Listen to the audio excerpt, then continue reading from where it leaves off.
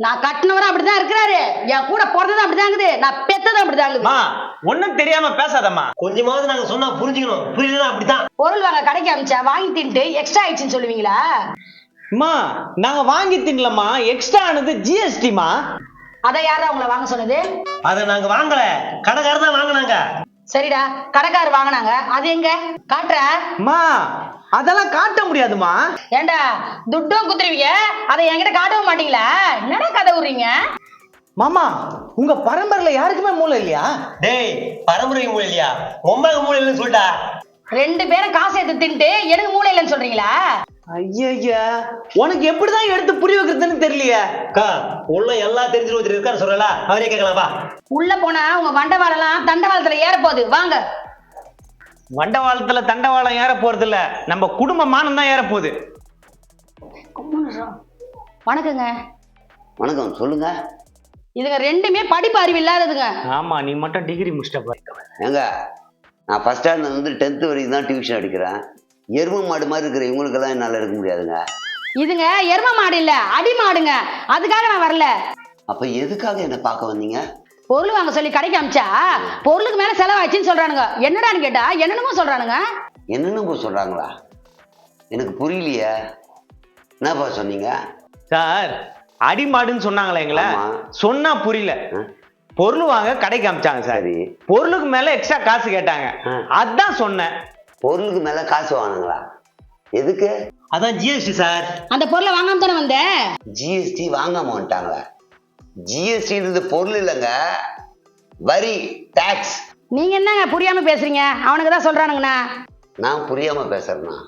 ஏமா உனக்கு தாமா புரியல, அது வரி. நல்லா சொல்லுங்க சார், எங்க அம்மாவுக்கு புரியுற மாதிரி நல்லா சொல்லுங்க சார். கோவப்படாதீங்க தம்பி, முதல்ல உட்காருங்க 3 பேரும்.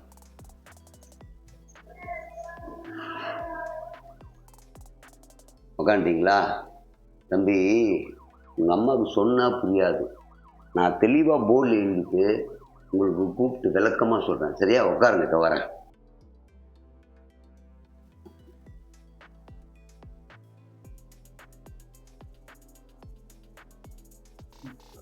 இந்த 3 பேரை கொஞ்சம் எந்திரிச்சு இப்படி வாங்க.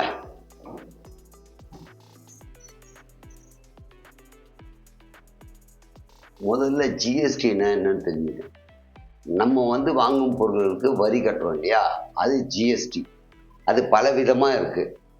5% ஜிஎஸ்டி இருக்குது, 12% இருக்குது, 18% இருக்குது, 28% இருக்குது. ஸோ ஜிஎஸ்டிலேயே இவ்வளோ மாற்றங்கள் இருக்குது, சரியா? இதெல்லாம் சரி, நான் வாங்க சொன்னதுக்கும் இதுக்கும் என்ன சம்பந்தம்? அவர் என்ன சொல்ல வர்றாரு கேளுமா. எங்க அக்கா யார் சொல்றது கேட்காத. ஏங்க, உங்க குடும்ப சண்டையை வீட்டில் வச்சுங்க, இங்க எதுக்கு வந்தீங்களோ அதை மட்டும் பாருங்க. இப்போ 1000 ரூபாய்க்கு ஏதாவது பொருள் வாங்குறீங்க வச்சுங்க, 5% அதுக்கு ஜிஎஸ்டின்னா 50 ரூபாய் எக்ஸ்ட்ரா கட்டணும், சரியா?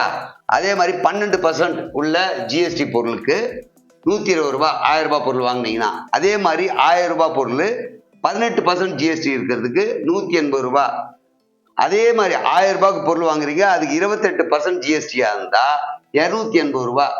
ஆக மொத்தத்துல ஒரு 4000 ரூபாய்க்கு நீங்க வாங்குறீங்க பொருள்னா, இந்த ஜிஎஸ்டி கட்டினீங்கன்னா 630 ரூபாய், அதாவது 4630 ரூபாய் நீங்க கட்டி இருப்பீங்க.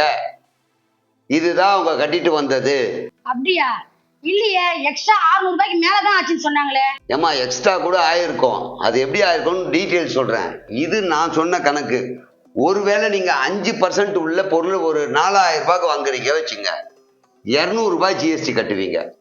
அதே மாதிரி இந்த 12% 4000 ரூபாய்க்கு வாங்கினா 480 ரூபாய், 18% 4000 ரூபாய்க்கு வாங்கினீங்கன்னா 720 ரூபாய், 28% 4000 ரூபாய் பொருள் வாங்கினீங்கன்னா 1120 ரூபாய். ஸோ இதுதான் 4000 ரூபாய்க்கான கணக்கு. ஒருவேளை இதுல ஒரு பொருளும் இதுல ஒரு பொருளும் இதுல ஒரு பொருளும் வாங்கினீங்கன்னா மாறும், இந்த டோட்டல் மாறும். அப்போ அந்த கூட்டல் மாறுறதுன்றது அவங்க வாங்கின பொருளை பொறுத்து ஜிஎஸ்டி கட்டியிருப்பாங்க, அதை தான் அவங்க கொடுத்துட்டு வந்திருக்காங்க. கேட்டுக்குமா, நல்லா கேட்டுக்க. நாங்க திருடி தின்னுட்ட மாதிரியும் ஏமாத்திட்ட மாதிரியும் சொன்ன. டேய், இப்பதான்டா அவர் சொல்லியே எனக்கு தெரியுது. இப்பாவது எங்களை நம்பு, ரொம்ப சந்தோஷம். இருடா. ஏங்க, என் வீட்டுக்காரு கஷ்டப்பட்டு சம்பாதிச்ச காசுல என் வீட்டுக்கு 4000 ரூபாய்க்கு பொருள் வாங்கினா 630 ரூபாய் நான் ஏன் தரணும்? ஏங்க உங்க வீட்டுக்கார் சம்பாதிக்கிறாரா, உன் புள்ள சம்பாதிக்கிறானா, இல்ல உன் தம்பி சம்பாதிக்கிறான்றது தேவையில்லாத விஷயம்.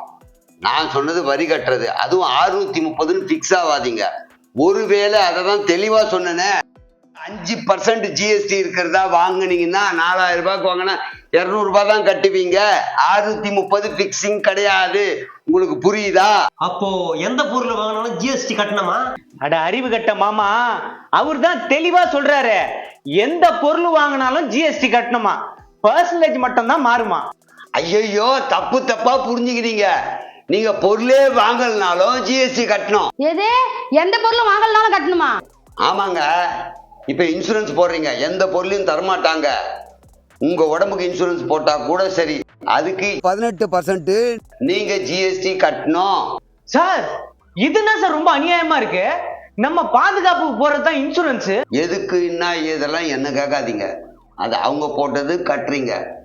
நாட்டினுடைய வளர்ச்சிக்கும், தொழில் வளர்ச்சி, கல்வி, நாட்டினுடைய முன்னேற்றம், இராணுவத்திற்கு இதுக்கெல்லாம் செலவு பண்ணல, அதனால ஜிஎஸ்டி வாங்குறாங்க. வாங்கட்டும் சார், நீங்க சொன்னதுக்கு எல்லாத்துக்காகவும் வாங்கட்டும். ஒரு தனி மனிதனுக்கு தேவையானது கூட ஜிஎஸ்டி. ஆமா, இப்பதான் நீ புத்திசாலித்தனமா ஒரு கேள்வி கேட்டிருக்க. ஏங்க பணக்காரங்க தான் வரி கட்டுவாங்க, நாங்களுமா வரி கட்டணும்? அது வருமான வரி, நீங்க கட்டுறது விற்பனை வரி. எங்களை மாதிரி இருக்கவங்களாம் எதுக்கெல்லாம் வரி கட்டணும்? எதுக்கெல்லாம் கேட்டீங்கன்னா எல்லாத்துக்கும் தான் வரி கட்டணும். இப்போ ஹோட்டல்ல சாப்பிட்றீங்க அப்படின்னா அதுக்கு வரி கட்டணும்.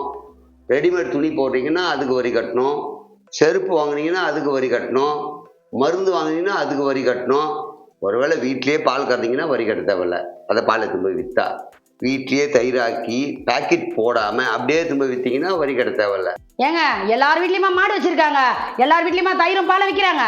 ஏமா எல்லாம் விற்கிறாங்களா தெரியாது. நீ வேணா மாடு வாங்கி பால் கறந்து விற்றுக்கோ, வரி கட்டாம இரு. இப்போ இருக்கிற வரி இது மாதிரி பர்சன்டேஜ் நீங்க கட்டி தான் ஆகணும். இதுதான் ரூல். எனக்கு தெரிஞ்சதை சொல்லிட்டேன், இதுக்கப்புறம் உங்க இஷ்டம். ஓ அப்படிங்களா சார்? இவ்வளவு நாளா பணக்காரங்க மட்டும்தான் வரி கட்டுறாங்க நாங்க நினைச்சிட்டு இருந்தோம். எங்களை மாதிரி பாமர மக்களும் வரி கட்டுறாங்க நீங்க சொல்லிதான் சார் எங்களுக்கு தெரியுது. என்ன அவங்க தெரிஞ்சு வருமான வரி கட்டுறாங்க, நாங்க தெரியாம விற்பனை வரி கட்டுறோம். உங்க அப்பா 20,000 சம்பாதிச்சு குத்துட்டு கணக்கு கேக்குறான்ல, இதெல்லாம் யார் கட்டுறது? இனிமே ஜிஎஸ்டி சேர்த்து சம்பாதிச்சு கொடுக்க சொல்லணும். வரேங்க சார். ஆமா, நீ குடிக்கிற சரக்கு ஜிஎஸ்டி இருக்கா இல்லைன்னு தெரியல. வீட்டுல பெரிய ரகலையும் நடக்கும் போல இருக்க.